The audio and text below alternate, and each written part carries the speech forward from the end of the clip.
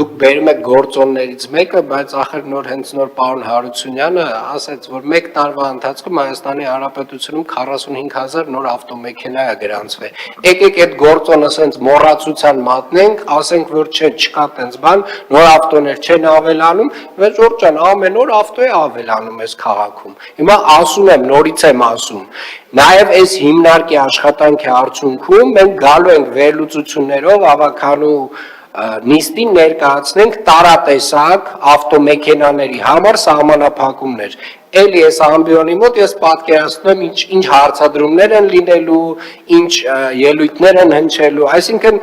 սա ռացիոնալ խոսակցություն չի, էլի, սա տենց տրամաբանական խոսակցություն չի, ասում եք կարմիր գծերը թանկացրել եք, վախի պրոբկեքը չեն նվազել, ասում տարվա ընթացքում 45,000 նոր ավտո է մտնում այս երկիր, 10,000-ն էլ Երևանում է գրանցված, հələ չասեմ, որ այդ 10,000-ից զատ եւս մի 5-7,000-ն էլ մյուս մարզերից են գալի մտնում Երևան, Ժորժ ջան։ Հիմա